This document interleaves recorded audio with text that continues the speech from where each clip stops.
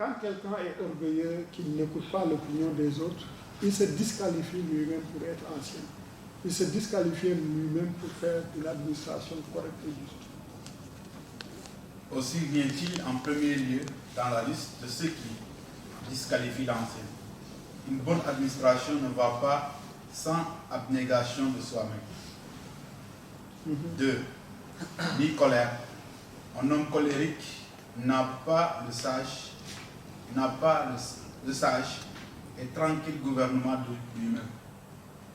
Et comment gouvernerait-il les autres? Très bien. Quand quelqu'un se fâche vite, c'est-à-dire il ne peut même pas se gouverner lui-même. Il laisse sa colère sauter à tout moment. Quelqu'un qui ne peut pas lui-même se gouverner, comment il peut gouverner l'Église? C'est impossible. Toi-même, tu ne peux pas te gouverner toi-même. Même ta femme, comment tu vas la gouverner? Ton foyer, comment tu vas le gouverner? C'est pas possible. Donc l'ancien, la deuxième qualité importante, négative de l'ancien, c'est que ça ne doit pas être quelqu'un de colérique. Continue. 3. Non à donner au vin. Il ne s'agit pas ici d'un ivrogne dont il est dit qu'il en est souvent la cause, qu'il n'héritera pas du royaume de Dieu, mais d'une habitude d'intempérance qui s'allie à la colère et en est souvent la cause. Très bien. Ce point-là est extrêmement important. J'ai fait exprès aujourd'hui de prendre la bière. La Bible dit ici, non à donner au vin. Il n'a pas dit non, bois pas. C'est du français ici. Et il a dit non à donner au vin. C'est-à-dire, il y a deux choses. La première chose, c'est qu'on ne parle pas d'ivrogne ici. Parce que l'ivrogne, le texte dit qu'il fait partie de ceux qui n'hériteront pas le royaume de Dieu. Donc l'ancien ne doit pas être un ivrogne. On ne parle pas de ça. Mais ça ne doit pas être quelqu'un où, comme le ataya, il y a certains cas, il ne boit pas le ataya, ça le trouble. L'ancien ne doit pas avoir ce rapport-là aussi avec le vin. Mais si c'est comme des occasions comme ça, aujourd'hui, je prends ma bière, ben, ça n'amène pas en enfer. Et au contraire, ça va amener en enfer la personne qui va me pointer pour dire pourquoi il boit. La Bible ne dit pas ça. Et donc, en tant qu'ancien, vous pouvez rester dans votre position de ne pas boire du vin. Ça aussi, c'est acceptable. Mais laissez tranquillement la personne qui, dans un repas, va prendre sa tasse. S'il s'arrête à là. Maintenant, l'ivrogne, on n'en parle pas. Mais ne dire que ne buvez pas. Et le danger dans ça, ce sont les gens qui, publiquement, moi je connais des gens, je ne veux pas le dire, ils boivent du vin. Mais en public, ils vous diront de haram. Dans l'église, hein? Oui. Et ça, c'est de l'hypocrisie. Et donc, comment on peut être hypocrite à ce point dans un enseignement assez clair dans la Bible? Parce que celui qui dit que la Bible dit ne buvez pas du vin, il n'enseigne pas la parole de Dieu. La parole de Dieu dit de ne pas s'enivrer. Ça, c'est le véritable enseignement de la parole de Dieu. Continue. 4. Ni violent, batteur. Ni violent et batteur. Normalement, quand on est ancien, on ne devait pas être violent. On ne devait pas aussi susciter toujours des querelles, des batailles, etc. etc., etc. 5. Ni avide d'un gain honteux. Il est dit aussi, les Jacques, serviteurs à 1 Timothée 3, 8, non à donner à beaucoup de vin, non avide d'un gain honteux. Très bien. Non avide à un gain honteux.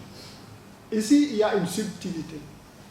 La subtilité, c'est qu'il dit que il n'a pas dit non avide à un gain. Ça veut dire que je peux aspirer à un gain, à gagner quelque chose. Mais le problème ici, c'est un gain honteux. Et qu'est-ce que c'est qu'un gain honteux? Faire du business et gagner de l'argent, est-ce que c'est un gain honteux? Non. Le gain honteux vient où par exemple, je vais prendre le truc du portable. Le gain honteux vient où j'achète le portable là à 10 000 francs. Et en le vendant, je dis que billahi, wallahi, talahi, 20 000 la ko jënd. Ça, c'est le gain honteux. Parce que c'est basé sur du mensonge. Mais si tu dis à la personne que je l'ai acheté à 10 000 francs, mais si tu ne me payes pas 20 000 francs, je ne vais pas le vendre. C'est un gain, mais ce n'est pas un gain honteux. Parce qu'il y a la vérité là-dedans. Ainsi de suite, ainsi de suite. Non adonné à beaucoup de vin et non avec d'un gain honteux. La même expression est employée en 1 Pierre 5.2 au sujet des anciens, surveillant non point par contrainte, mais volontairement, ni pour un gain honteux, mais de bon gré. Et le gain honteux également, ça peut être ce que nous voyons aujourd'hui dans l'église. Dans l'église, les gens te parleront, des gens sont comme des éponges, il faut les presser pour sortir l'eau. Et on va faire toute une publicité pour que les gens apportent l'argent à l'église. Ça aussi, ça fait partie des gains honteux. Parce que le don doit être volontaire. Si le don est manipulé, si on manipule les gens pour qu'ils donnent de l'argent à l'église, c'est un gain honteux. L'ancien ne doit pas faire ça. Ça, c'est les mauvaises qualités d'un ancien. Il était honteux d'exercer sa charge de surveillant en vue d'en tirer un profit pécuniaire. Donc, normalement, la charge d'ancien dont nous sommes appelés, si on reçoit du soutien, tant mieux. Mais l'autre objectif ne doit pas être j'exerce cet ancien pour. Si c'est pour, c'est mauvais. Vous voyez la différence? Parce que la Bible dit l'ouvrier mérite son salaire. Mais si, comme on le voit aujourd'hui, chacun veut créer son église à cause de l'aspect pécuniaire, ça c'est honteux. Ça, c'est pas le rôle de l'ancien. Très bien. Continue. Ok, aimer l'argent pour l'argent est déjà un piège terrible et dispose à en recevoir de toute main et de toute origine. Donc la Bible dit que l'amour de l'argent est la racine. Et quand on aime l'argent, comme j'ai dit ici, on va vouloir recevoir de cet argent de toute main et de toute origine.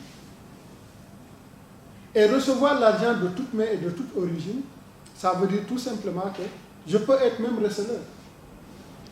Parce que ça me procure un gain. Et l'ancien ne doit pas participer à des gains sordides comme cela.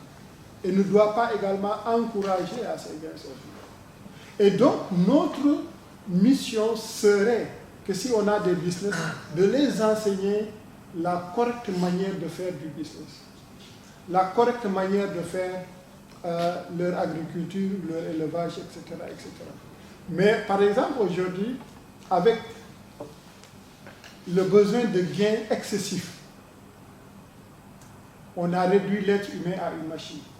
Ça, c'est un gain honteux.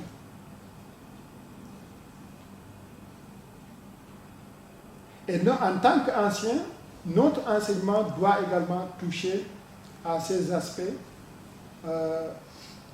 pour nourrir les professionnels dans l'Église, pour nourrir les businessmen dans l'Église. Ici, la honte ne réside pas proprement dans l'amour de l'argent. Convoitise reprouvée chez l'ancien en 1 Timothée 3.3, mais dans l'amour du gain auquel l'amour de l'argent conduit. Ce gain est signalé à juste titre comme honteux, parce que des fonctions saintes, il ne devrait avoir pour mobile qu'un dévouement entièrement désintéressé pour la maison de Dieu, qui sont employés et mis en profit pour satisfaire de basses convoitises. Au verset 8, nous trouvons 7 qualités positives de l'ancien. Donc nous avons vu les 7 qualités négatives de l'ancien.